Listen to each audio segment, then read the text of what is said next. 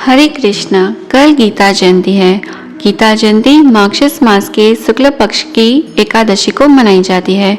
यह सनातन धर्म का एक महत्वपूर्ण पर्व है। इसी दिन महाभारत के युद्ध के मैदान में भगवान श्री कृष्ण ने अर्जुन को भगवद गीता का उपदेश दिया था।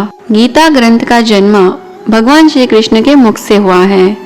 बता दें कि भगवद गीता के सारे श्लोक भगवान श्री कृष्ण के मुख से निकले हैं। गीता के 18वें अध्याय में भगवान ने कहा है, मन मना भव, अर्थात अपने मन को मुझ में एकाग्र करो। यही है गीता का मूल उद्देश्य कि सब तरफ से अपने मन और बुद्धि को हटाकर एक परमात्मा के स्वरूप में एकाग्र करना।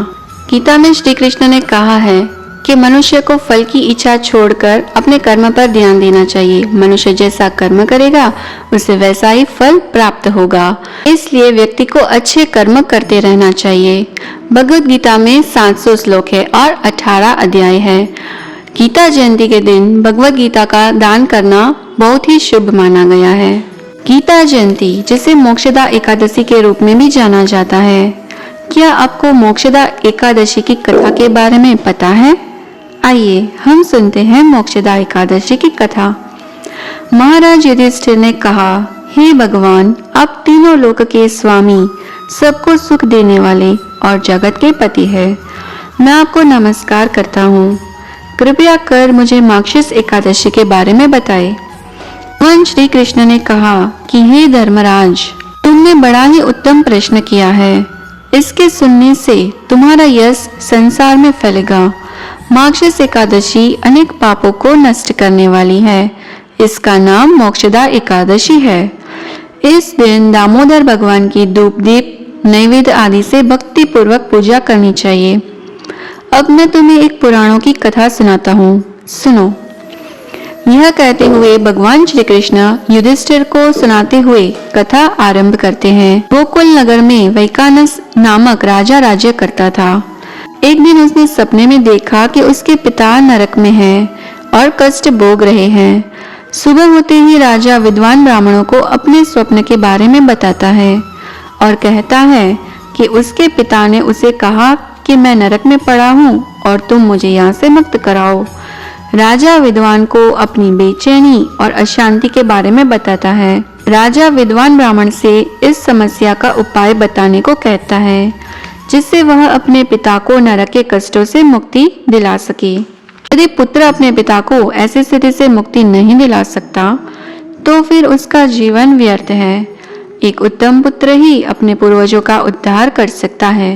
राजा की बात सुनने के बाद विद्वान ब्राह्मण राजा को पर्वत ऋषि के आश्रम के बारे में बताते हैं। कहते हैं कि वे त्रिकालदर्शी है, उनके पास इस समस्या का समाधान अवश्य ही होगा।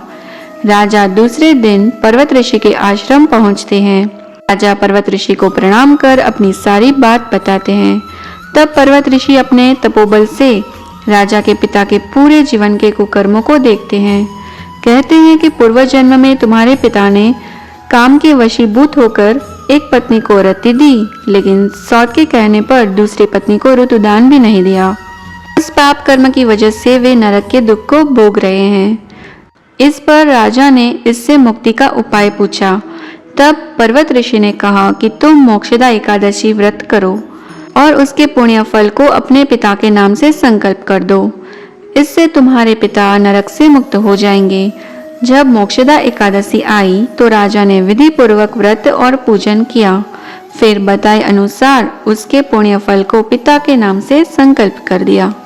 इस पुण्य फल के प्रभाव से वे मुक्त हो गए। राजा के पिता ने अपने पुत्र से कहा कि तुम्हारा कल्याण हो।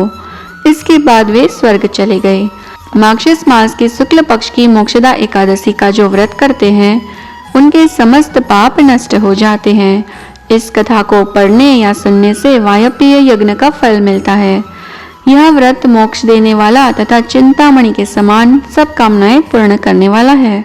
तो आप भी मोक्षदा एकादशी जरूर रखें और प्लीज प्लीज प्लीज आपसे हो सके तो कम से कम एक भगवत गीता का दान जरूर करें। अपने फ्रेंड्स और रिलेटिव्स में गिफ्ट करें और भगवान श्री कृष्ण को प्रसन्न कर उनकी कृपा प्राप्त करें। और ये वीडियो अपने फ्रेंड्स और रिलेटिव्स में शेयर करें और उनको भी भगवत गीता का दान करने के लिए प्रेरित करें। क्या पता आपके इस छोटे से काम से किसी की जिंदगी बदल जाए। प्लीज भगवत गीता का दान करें और राधे कृष्ण का गान करें। हरे कृष्णा।